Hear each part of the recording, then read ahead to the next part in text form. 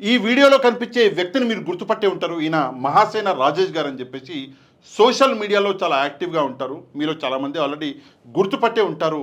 ఈయన చాలా ఇంపార్టెంట్ అంశం ఒకటి మాట్లాడుతున్నాడు. కొంచెం జాగ్రత్తగా మొత్తం వినండి, దాని తర్వాత మనం మాట్లాడదాం. అర్హత ఉన్నవాడికి వారసత్వం కారణం చూపించి అవకాశాలు కల్పించబోవడం కూడా అంతే తప్పండి. వింటానికి కొంచెం కన్ఫ్యూజన్గా ఉంటుంది. మళ్ళీ ఇంకొకసారి వినండి అవసరం అయితే. ఈ మాటలు నేను మాట్లాడేది నారా లోకేష్ గారి కోసం, తెలుగుదేశం పార్టీ రాష్ట్ర అధ్యక్షులు పల్లా శ్రీనివాసరావు గారికి, అలాగే పొలిట్ బ్యూరో సభ్యులకి నా ఆవేదన తెలియజేయాలనుకుంటున్నానండి. ఈ రోజున నేను మొన్న ఒక మీటింగ్ చూశాను. ఎమ్మెల్యేలతోటి నారా చంద్రబాబు నాయుడు గారు మీటింగ్ కండక్ట్ చేస్తున్నారు. ఆ మీటింగ్లో చంద్రబాబు నాయుడు గారు, ఆయన పక్కన గౌరవ డిప్యూటీ సీఎం పవన్ కళ్యాణ్ గారు కుర్చీలేసి కూర్చున్నారు.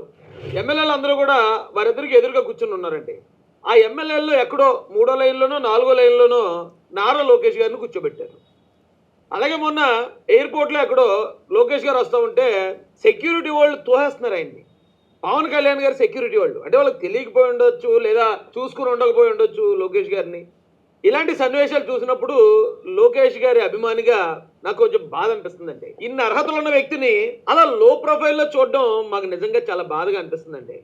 నేను రాష్ట్ర అధ్యక్షుల్ని అలాగే పొలిట్ బ్యూరో సభ్యులను ఒకటే కోరుకుంటున్నాను, ఒకవేళ ఆయన సీఎం చేయడం అనేది పెద్ద ఆయన ఆలోచిస్తారు, దానికి ఇంకా సమయం పడుతుంది అంటే ఓకే, కనీసం ఆయన్ని ఇమీడియట్గా డిప్యూటీ సీఎంగా ప్రకటించండి సార్. డిప్యూటీ సీఎంగా అనౌన్స్ చేసి ప్రతి గవర్నమెంట్ ఆఫీసులోనూ ఆయన ఫోటో కూడా పెట్టండి.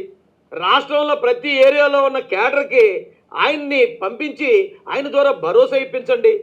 ఎందుకంటే తెలుగుదేశం పార్టీ భవిష్యత్తు నారా లోకేష్ గారండి. లో ప్రొఫైల్ మెయింటైన్ చేద్దాం, మనం ఇంకా సాధారణంగానే ఉందామంటే నడిచే రోజులు కాదు ఇవి. ఆయన ఒక నాయకుడిగా చూడాలనుకుంటాం తప్ప ఒక సాధారణ వ్యక్తిగా, ఎమ్మెల్యేలతో సమానంగా ఎక్కడో 3వ లైన్లోనో 4వ లైన్లోనో కూర్చునే వ్యక్తిగా మేము చూడాలని అనుకోవట్లేదండి. ఈ విషయంలో తెలుగుదేశం పార్టీ రాష్ట్ర అధ్యక్షులు అలాగే పొలిట్ బ్యూరో వారితో పాటు గౌరవ డిప్యూటీ సీఎం పవన్ కళ్యాణ్ గారు కూడా చొరవ తీసుకుని ఈ కార్యక్రమాన్ని ముందుకు తీసుకెళ్లాల్సిందిగా హృదయపూర్వకంగా రిక్వెస్ట్ చేస్తూ, ఇక్కడ మనందరికీ తెలుసు టీడీపీ పార్టీ ఏదైతే ఉందో ఆ పార్టీ యొక్క నాయకులు లేదా కార్యకర్తల యొక్క ఆవేదన ఇది. ఏంటి ఈ కార్యకర్తల ఆవేదన అంటే, ఇందాక మహాసేన రాజేష్ గారు కూడా ఒక కార్యకర్త లాగానే మాట్లాడిండు. ఏంటి ఆవేదన అంటే, లోకేష్ గారిని నిజంగా అవమానిస్తున్నారు అని చెప్పేసి, లోకేష్ గారికి ఇవ్వాల్సిన మర్యాద ఏదైతే ఉందో ఆ మర్యాద అన్నది కొరవైంది అని చెప్పేసి ఇక్కడ మహాసేన రాజేష్ గారు, ఆయనలాగానే టీడీపీ కార్యకర్తలు చాలామంది బాధపడుతున్నారు. ఈ వీడియోలో మహాసేన రాజేష్ గారు కొన్ని ముఖ్యమైన అంశాలని మాట్లాడాడు.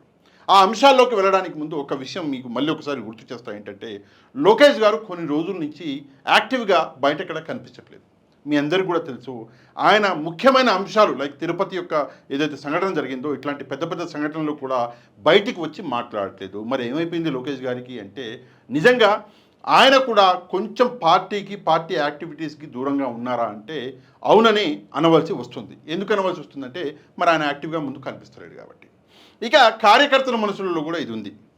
ఇక్కడ ఒక ముఖ్యమైన అంశం మాట్లాడిండు మహాసేన రాజేష్ గారు. ఏంటి ఆ అంశం అంటే, ఇక్కడ జనసేన టీడీపీకి మధ్యలో ఉన్నటువంటి ఇంటర్నల్ కాన్ఫ్లిక్టు ఇక్కడ బయటికి అనేది వస్తుంది. మీరందరూ కొంచెం జాగ్రత్తగా అర్థం చేసుకోవాలి. ఏంటి అంటే, క్షేత్రస్థాయిలో అంటే మన కాన్స్టిట్యున్సీ స్థాయిలో టీడీపీకి అన్ని చోట్ల కార్యకర్తలు ఉన్నారు. ఎందుకు ఉన్నారు అంటే, చాలా పాత పార్టీ కాబట్టి.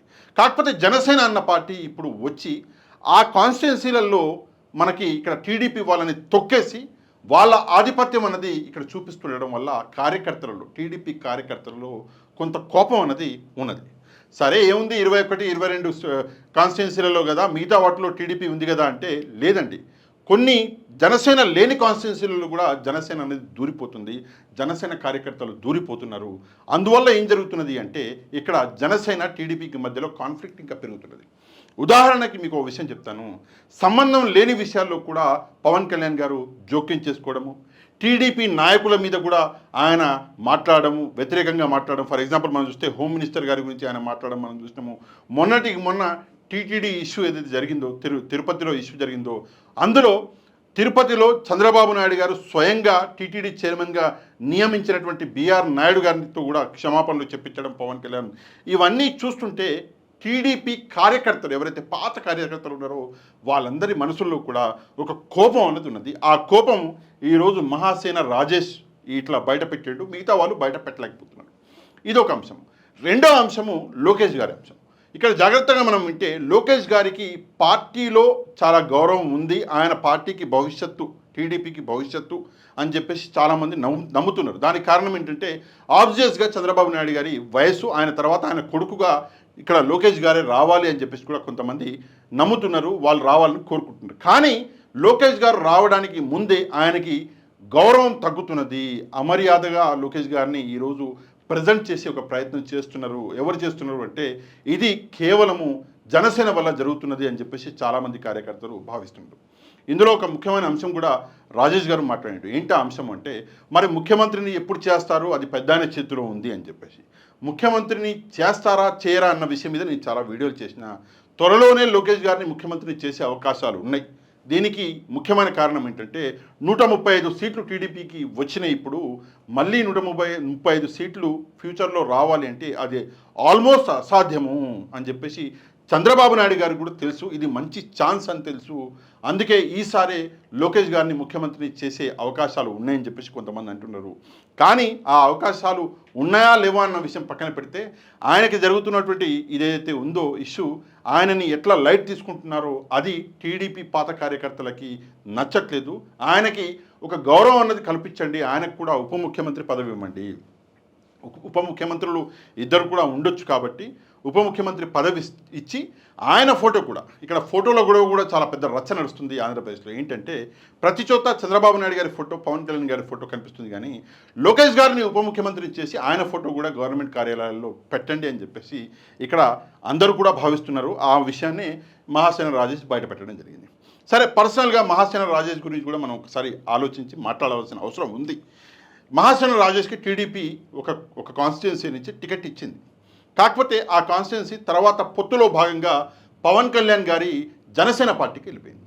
అక్కడ ఇష్యూ ఏంటి అంటే జనసేన మాత్రం మహాసేన రాజేష్ కాదని వేరే వాళ్ళ పార్టీకి సంబంధించిన అతను వ్యక్తిని పెట్టడం వల్ల మహాసేన రాజేష్ టికెట్ అనేది క్యాన్సిల్ అయింది. ఇదొక అంశము. రెండో అంశము, మహాసేన రాజేష్ హిందువుల గురించి మాట్లాడినటువంటి, అంటే చాలా నీచంగా మాట్లాడినటువంటి కొన్ని పాత వీడియోలు వైరల్ అవ్వడం వల్ల హిందువులలో కూడా ఒక కోపం అన్నది పెరిగిపోయింది. అట్లాంటప్పుడు అట్లాంటి వ్యక్తికి ఆ టికెట్ ఇవ్వడం అన్నది సరికాదు అని చెప్పేసి కూడా తప్పిచ్చిర్రు అని చెప్పేసి కూడా చాలామంది అనడం, అంటే చాలామంది అనుకోవడం. చంద్రబాబు నాయుడు గారు కూడా పర్సనల్గా ఈ విషయం మీద రివ్యూ చేసిరని కూడా కొన్ని విషయాలు అప్పట్లో ఎలక్షన్లకు ముందు బయటకు రావడం జరిగింది. ఏది ఏమైనప్పటికీ కూడా మహాసేన రాజేష్ మనసులో పవన్ కళ్యాణ్ గారి మీద కొంత కోపం అన్నది ఉన్నది. దీనికి కారణం ఏంటంటే నా టికెట్ పవన్ కళ్యాణ్ వల్ల ఈరోజు లేకుండా పోయింది, ఆయన తలుచుకుని ఉంటే నన్నే ఆ పార్టీలో చేర్పించి నాకు ఆ టికెట్ ఇచ్చినా బాగుండేది, కానీ ఇవ్వలేదు అని చెప్పేసి కూడా మహాసేన రాజేష్ మనసులో ఉంది. ఆ టికెట్ క్యాన్సిల్ అయినాక కొన్ని రోజుల దాకా మహాసేన రాజేష్ వీడియోలు మనం చూస్తే ఆ కోపం మనందరికీ కనిపిస్తుంటుంది. ఇదొక అంశం. ఇక రెండో అంశము, ఇప్పుడు ప్రజల్లో కోపం అనేది పెరిగిపోతుంది. అంటే కూటమి ఏదైతే హామీలను ఇచ్చిందో ఆ హామీలని కూటమి నెరవేర్చలేకపోతుంది. దీనికి ఒక ఉదాహరణ, కొన్ని రోజుల క్రితం లోకేష్ గారు ఎక్కడో కనిపించాడు, ఎవరో మహిళలతో మాట్లాడుతుంటే ఆ మహిళలు లోకేష్ గారిని నిలదీయడం జరిగింది. ఏమయ్యా మరి హామీలు అన్నావు ఏది, మా ఫ్రీ బస్ అన్నావు ఏది అని చెప్పేసి మహిళలు నిలదీస్తే దానికి సమాధానం చెప్పలేక తర్జన భజన పడ్డాడు లోకేష్ గారు. అంటే ప్రజలలో కూటమికి వ్యతిరేకంగా ఒక కోపం అన్నది పెరుగుతున్నది కాబట్టి ఆ కోపం అన్నది తారాస్థాయికి చేరే లోపలనే లోకేష్ గారిని ముఖ్యమంత్రి చేయాలి అని చెప్పేసి కూడా లోకేష్ గారికి సముచిత స్థానం అనేది కల్పించాలి అని చెప్పేసి టీడీపీ కార్యకర్తల్లో ఒక విషయం అన్నది ప్రస్తుతం మనం వింటున్నాం. ఇక్కడ ఏదేమైనప్పుడు కూడా ఒక విషయం మాత్రం మనం ఖచ్చితంగా అర్థం చేసుకోవాలి. స్ట్రేట్ ఫార్వర్డ్గా చెప్తున్నా, ఏంటంటే రాబోయే రోజుల్లో, అంటే అది కొద్ది కాలమే అంటున్నారు, రాబోయే 6 నెలల్లో సంవత్సర కాలంలోనే టీడీపీ వర్సెస్ జనసేన అయ్యే అవకాశాలు ఉన్నాయి. దీనికి ఒక ఉదాహరణ, ప్రతి చోట పవన్ కళ్యాణ్ గారు తన చెయ్యే పైన ఉండాలి, నేను చెప్పినట్లే జరగాలి అని చెప్పేసి చెబుతున్నాడు కాబట్టి ఆయన మాటలు చంద్రబాబు నాయుడు గారు వినవలసి వస్తున్నది. కాబట్టి ఇది ఎక్కువ రోజులు నడవదు, ఎక్కడో ఒక చోట ఈ దారం తెగిపోద్ది అని చెప్పేసి చాలామంది నిపుణులు చెప్తున్నటువంటి విషయము. మొన్నటికి మనం చూసుకుంటే టీటీడీ విషయంలో డైరెక్ట్గా బీఆర్ నాయుడు గారి చేతిలోనే, అంటే ఆయనతోటే సారీ చెప్పించిండు పవన్ కళ్యాణ్ అని చెప్పేసి కూడా కొన్ని వర్గాలు చెప్తున్నాయి. ఏది ఏమైనా కొంతమంది ఏమో ఆ విషయాన్ని అణగదొక్కడానికి కేవలం సారీ చెప్పించేసి చేతులు దొరుకున్నాడు పవన్ కళ్యాణ్, ఇది చంద్రబాబు నాయుడు గారి ప్లాన్లో భాగమే అంటున్నారు. కొంతమంది కాదు, తన ఆధిపత్యం ఏంటో చూపించాలని పవన్ కళ్యాణ్ కావాలని సారీ చెప్పించిండు అని చెప్పేసి రాబోయే రోజుల్లో టీడీపీకి జనసేనకి మధ్యలో ఒక వార్ మొదలవబోతుంది అని చెప్పేసి కూడా కొంతమంది అంటున్నారు. ఏది ఏమైనప్పటికీ కూడా ఈ విషయం మీద పవన్ కళ్యాణ్ టీడీపీకి మధ్యలో ఉన్న రిలేషన్ మీద తప్పకుండా మీరేమనుకుంటున్నారో కింద కమెంట్ చేయడం మాత్రమే కాదు, వీడియోని లైక్ అండ్ షేర్ చేసి వీడియోని వైరల్ చేసే బాధ్యత కూడా మీ చేతుల్లోనే పడుతున్నారు. తప్పకుండా ఈ ఛానల్ని ఎవరైతే సబ్స్క్రైబ్ చేసుకోలేదో సబ్స్క్రైబ్ చేసుకోండి. నెక్స్ట్ వీడియోలో మళ్ళీ కలుద్దాం. అంతవరకు థ్యాంక్ యూ వెరీ మచ్. జై హింద్.